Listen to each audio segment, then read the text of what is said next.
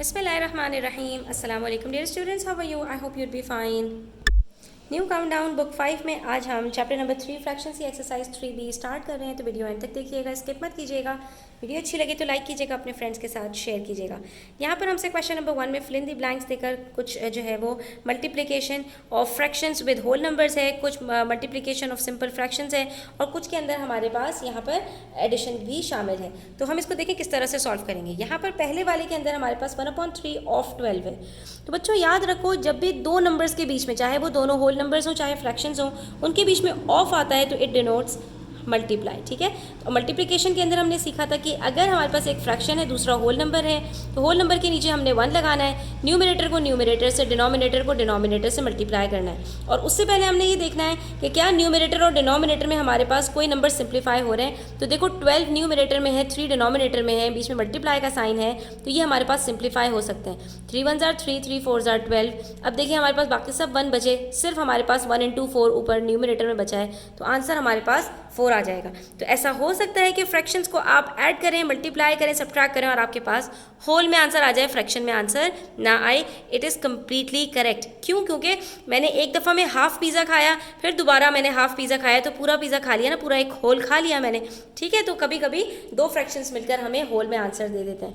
इसी तरह से देखिए 3/5 मल्टीप्लाई बाय 15/9, तो हमें यहाँ पर भी नज़र आ रहा है 5 1s are 5, 5 3s are 15, 3 1s are 3, 3 3s are 9, और फिर हमें ये भी नज़र आ रहा है 3 1s are 3, 3 1s are 3, तो ये हमारे पास answer 1 1s are 1, 1 1s are 1, इसका आंसर भी हमारे पास 1 होल आ गया। तो कभी कभी ऐसा भी होता है कि सारे नंबर्स एक दूसरे के साथ कट हो जाते हैं।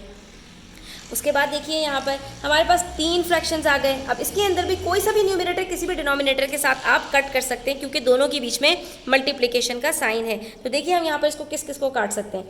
4 1s are 4, 4 2s are 8, 7 1s are 7, 7 2s are 14, 2 1s are 2, 2 1s are 2, आखिर में सिर्फ 2 और 5 बचे, तो हमारा आंसर आ जाएगा 2/5। कितना मज़े का है। अब आपको ये ज़रूरत नहीं है कि आप पहले 4 को 14 से मल्टीप्लाई करें, जो आंसर आया उसको 2 से मल्टीप्लाई करें, फिर इसी तरह इन तीनों को मल्टीप्लाई करें और फिर आखिर में जाकर सिंप्लीफाई करें। नो, इतना कॉम्प्लिकेटेड करने की ज़रूरत नहीं होती।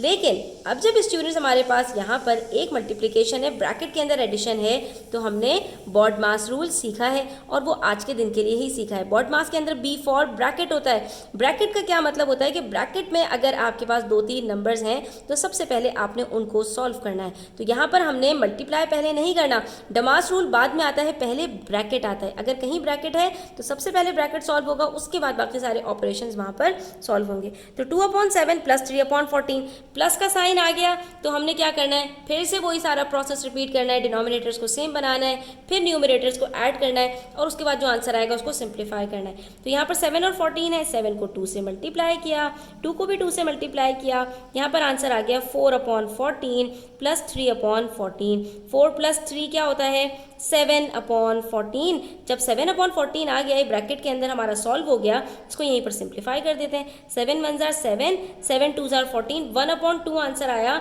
अब ये जो 7/9 था, इस ब्रैकेट का आंसर हमारा पूरा क्या आया है, 1/2, तो हम 7/9 को मल्टीप्लाई बाय 1/2 कर देंगे। अब यहाँ कुछ भी सिंप्लीफाई नहीं हो सकता, तो 7 को 1 से, 9 को 2 से मल्टीप्लाई कर देंगे, हमारे पास आंसर आ जाएगा 7/18। ठीक है, इसी तरह से देखिए यहाँ पर ये दो ब्रैकेट्स आपस में मल्टीप्लाई हो रहे हैं, ये दो ब्रैकेट्स आपस में मल्टीप्लाई हो रहे हैं और इसके अंदर हमारे पास बीच में प्लस का साइन है। तो पहले इस ब्रैकेट को सॉल्व करते हैं, फिर इस ब्रैकेट को सॉल्व करते हैं, जो आंसर्स आएंगे उन दोनों को ऐड अप कर देंगे। तो अब देखिए यहाँ पर 2 1s are 2, 3 5s are 15, कुछ भी सिंप्लीफाई नहीं हो रहा, तो इसका आंसर क्या आ जाएगा 2/15। हमने यहाँ पर 2/15 लिख दिया। ठीक है, ये पूरा सॉल्व हो गया, ब्रैकेट खुल गया। अब यहाँ पर बीच में प्लस का साइन लगा देंगे। फिर है हमारे पास 2/3 मल्टीप्लाई बाय 4/5, यहाँ पर भी कुछ भी सिंप्लीफाई नहीं हो रहा, तो 2 4s are 8 और 3 5s are 15, क्या आंसर आ जाएगा 8/15। लेकिन अब शुक्र है जब एडिशन की बारी आई तो डिनोमिनेटर सेम है, सिंपल हमने क्या करना है, इन दोनों को ऐड अप करना है। तो 2 + 8 10/15 आंसर आया। यहाँ पर ये सिंप्लीफाई होता नजर आ रहा है, 5 2s are 10, 5 3s are 15 और आंसर आ गया 2/3। तो हम यहाँ पर लिख देंगे 2/3। कितना मजे का है और कितना सिंपल है। ठीक है, इसी तरह से क्वेश्चन नंबर 2 देखते हैं। यहाँ पर हमारे पास कुछ ट्रू फॉल्स की स्टेटमेंट्स हैं। देखते हैं कि इन्होंने जो हमें आंसर्स बताए वो ठीक हैं या गलत हैं। 1/4 ऑफ 1/12 4 1/2 ऑफ 1/4, ऑफ का मतलब मल्टीप्लाई, 1 1 ज़ा 1, 2 4 ज़ा 8 होता है, 2 4 ज़ा 6 नहीं होता है, इन्होंने 2 + 4 कर दिया, तो ये क्या हो गया भाई, सीधा सीधा फॉल्स हो गया।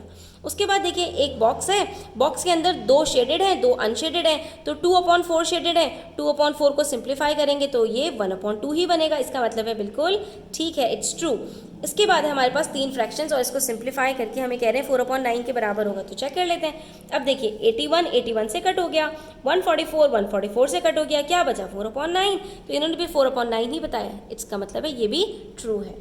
half of a third is 1/5, half of a third, ठीक है, हाफ का मतलब 1/2, थर्ड का मतलब 1/3, ऑफ का मतलब मल्टीप्लाई, तो 1/2 मल्टीप्लाई बाय 1/3, 1 1 ज़ा 1, 2 × 3 6 होता है, इन्होंने 1/5 लिख दिया, इसका मतलब है ये स्टेटमेंट बिल्कुल फॉल्स है, ठीक है। अच्छा 5 थर्ड्स एक फ्रैक्शन का नाम लिखा है इन्होंने। 5 हमेशा इसको इस तरह से लिखा जाता है कि पहला नंबर न्यूमरल्स में, दूसरा ऑर्डिनल नंबर्स के अंदर, यानी फर्स्ट सेकंड थर्ड इस तरह से लिखते हैं ये, ठीक है। तो 5 थर्ड्स का मतलब 5/3 मेक 5/3, ठीक है, यानी 5 थर्ड्स 5/3 को कहते हैं, तो बिल्कुल सही है, हमने भी तो यही कहा है, इसका मतलब है ये भी ट्रू स्टेटमेंट है। तो इसके अंदर हमारे पास 3 ट्रू हैं और 2 फॉल्स हैं। अब उसके बाद कुछ MCQs आ जाते हैं, उसके अंदर देख लेते हैं हमसे क्या कहा जा रहा है। Select the correct answer from the given options. 3 times 1/9 is 3 times, अब ये आपको लैंग्वेज स्टूडेंट्स याद करनी पड़ेगी। 3 मीन्स 3, टाइम्स मीन मल्टीप्लाई, 1/9 अभी बताया 1/9 को कहते हैं। अब इसको सिंप्लीफाई कर लेते हैं, 3 1 ज़ा 3, 3 3 ज़ा 9, तो ये क्या बन गया 1/3। तो देख लेते हैं इसमें 1/3 कौन सा ऑप्शन है, ये रहा, तो ये वाला करेक्ट ऑप्शन है, ठीक है। उसके बाद प्रोडक्ट का मतलब मल्टीप्लाई, कितने 3 नंबर्स को मल्टीप्लाई करना है, 13/5, 5/9, 3/65, ठीक है।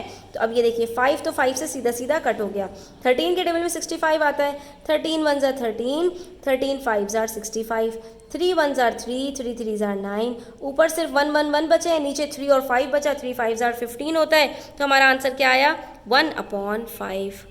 इसके अंदर से हमें कोई ऑप्शन ही नज़र नहीं आ रहा है स्टूडेंट्स 1/5 का, लेकिन अभी गौर से देखिए स्टूडेंट्स, तो यहाँ पर 1/15 तो 1/5 नहीं हो सकता, लेकिन 3/15 को अगर हम सिंप्लीफाई करें, 3 1 ज़ा 3, 3 5 ज़ा 15, तो ये भी तो 1/5 बनता है। इसका मतलब है कि ये हमारे पास ठीक है, क्योंकि ये दोनों हमारे पास क्या हैं, इक्विवेलेंट फ्रैक्शंस। ग्रेड 3 के अंदर याद है ना कि जिन फ्रैक्शंस को सिंप्लीफाई करके दूसरा फ्रैक्शन बन जाए तो वो हमारे पास क्या होते हैं, इक्विवेलेंट फ्रैक्शंस। तो 1/5 का 3/15 इक्विवेलेंट फ्रैक्शन है, तो हमने उसकी जगह पर ये लिख दिया। और ये देख भी लीजिए स्टूडेंट्स कि अगर आप यहाँ पर 13 और 5 के बजाय ये 3 को कट नहीं करते, ठीक है, तो आपके पास यहाँ पर 3 और 3 नीचे बच जाता, तो 3/3 5 ज़ा 15, तब यही आंसर आता, ठीक है। अच्छा अब यहाँ पर क्या है, पहले इन दोनों को ऐड करना है, फिर इसके साथ मल्टीप्लाई करना है, तो 2 को 5 से मल्टीप्लाई कर लीजिए, ये दोनों आपके डिनोमिनेटर सेम हो जाएंगे। प्लस की जहाँ बात भी आएगी, डिनोमिनेटर्स को सेम बनाना पड़ेगा, ये हमारी मजबूरी है, ठीक है। तो अब जब हमने दोनों डिनोमिनेटर्स को सेम बनाया तो 7 + 5, 7 + 5 क्या होता है 12/10, हमारे पास बन गया 12/10, और ऊपर क्या है 5/6, इन दोनों को मल्टीप्लाई करके सॉल्व करना है। तो 5 1 ज़ा 5, 5 2 ज़ा 10, 6 1 ज़ा 6, 6 2 ज़ा 12, 2 1 ज़ा 2, 2 1 ज़ा 2, क्या बच गया सिर्फ 1 बच गया, तो इसका मतलब है ये करेक्ट ऑप्शन है, ठीक है। अच्छा जी जनाब, यहाँ पर हमारे पास उसके बाद आ जाती है बारी 3 होल 4/7। अच्छा सबसे पहले इनको सॉल्व करने से पहले सबसे पहले जहाँ मिक्स नंबर नज़र आ रहा है उसको इम्प्रॉपर फ्रैक्शन में कन्वर्ट कर देते हैं। 3 7 ज़ा 21 + 4 25/7, मल्टीप्लाई बाय 3 15 ज़ा 45 + 3 48/15, उसके बाद मल्टीप्लाई बाय 7/12, ठीक है। अब इनके बीच में मल्टीप्लिकेशन का साइन है, तो हम इनको आपस में क्या करेंगे, हम इनको सिंप्लीफाई कर लेंगे। सिंप्लीफाई करने के अंदर क्या है कि 15 और 25 सिंप्लीफाई होते हुए नजर आ रहे हैं, 7 से कट हो रहा है, 12 1 ज़ा 12, 12 4 ज़ा 48, 5 3 ज़ा 15, 5 5 ज़ा 25। अब नीचे हमारे पास सिर्फ 3 बचा है, ऊपर 5 और 4 बचे हैं, 5 4 ज़ा 20/3, तो 20/3 को हम क्या करेंगे, यहाँ पर हम सिंप्लीफाई करके देख लेते हैं, क्योंकि 20/3 हमें कहीं यहाँ पर नज़र नहीं आ रहा, इसका मतलब है इन दोनों में से हो सकता है कोई आंसर हो कि जो हमारे पास मिक्स नंबर में है। तो 3 6 ज़ा 18 और उसके बाद बचा 2, तो 6 हमारे पास हो गया होल नंबर, 2 हमारे पास हो गया रिमाइंडर, तो बन गया न्यूमरेटर, और 3 तो हमारा एज इट इज़, तो ये हमारा करेक्ट ऑप्शन होगा 6 होल 2/3। उसके बाद है 7/5 मल्टीप्लाई बाय 10, तो 5 को हमने कट किया 10 के साथ और 7 को 2 से मल्टीप्लाई कर दिया, आंसर आ गया 14, तो ये हमारे पास हो गया 14। तो जनाब आज के लिए इतना ही, मिलते हैं इंशाल्लाह नेक्स्ट वीडियो में मज़ीद क्वेश्चंस के साथ। अगर आप इंटरेस्टेड हैं ऑनलाइन कोचिंग के अंदर तो मैं ऑनलाइन ट्यूशन्स भी प्रोवाइड करती हूँ, आप मुझसे व्हाट्सएप पर कांटेक्ट कर सकते हैं। वीडियो कैसी लगी, अच्छी लगी हो तो लाइक कीजिएगा, अपने फ्रेंड्स के साथ शेयर कीजिएगा, चैनल पर नए हैं तो सब्सक्राइब करते जाइएगा। अपना ख्याल रखिएगा, अल्लाह हाफिज़।